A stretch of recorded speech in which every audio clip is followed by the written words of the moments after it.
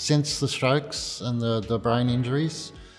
I've come to realise that those sort of belongings and material things aren't so important, except for my paints and my paintbrushes and my canvases. They obviously, I need, well, yeah, I suppose I need those things. But most things I'm not too fussed about. Yeah, I think there are just some very basic things that everyone needs that are their own in their own home. And for me, that's just basic furniture, having the right cooking utensils and just things set up the way that's easiest for me. And I think for a lot of people with disabilities,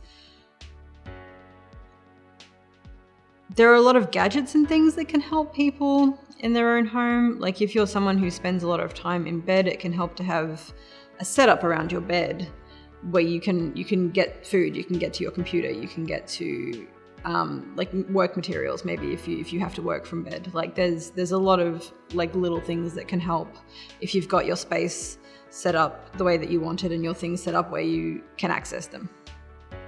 And it's good that I am so privileged that I can put my stuff in a place that I call home.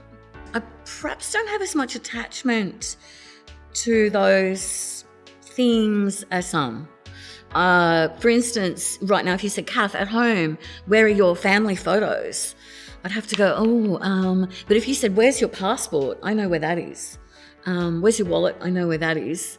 Where's your favourite teddy bear? I know where that is. But I'm a bit sort of, probably because I've moved around a lot in my life, not so much when I was a child, but as an adult, I've moved a lot. And I think I'm more attached to what's like a safety thing around me, what I've got at the moment. And I also love remaking space, moving into a place and sort of going, right, what can we do with this? And finding stuff and, changing stuff and planting stuff and stuff like that. So, yeah, not so important to some. I know some people that's really important, to me less so. I would save my dog before I saved my family stuff. Don't tell my family. My belongings are important to me because it's part of me, so it's part of what I do. So I like to keep things organised, and it's part of my disability that I like to make things for people and that. And yeah, some people don't like it, but other people do. I can draw on those memories of a happier time, a time when I had hope of a better life. That's also why my things are important to me. I have collections of art books and collections of things, and every time I move, family will be frustrated and annoyed by having to move those things and wanting me to get rid of things. And I'm like, well, they're my things.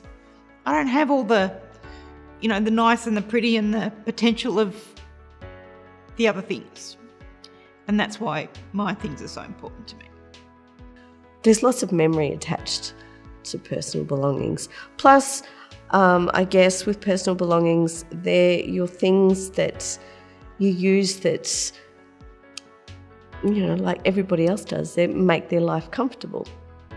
Like you have your special cup to have your cup of tea or your cup of coffee, or your special bowl to put your muesli in, or things like that.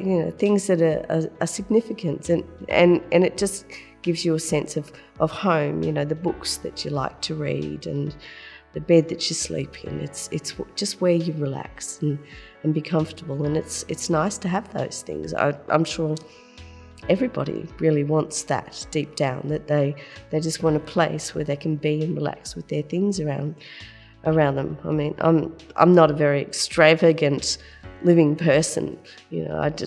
I'm happy with the bare minimum. I'm not very materialistic, but the things that I do have, are precious to me and matter because they have memory attached.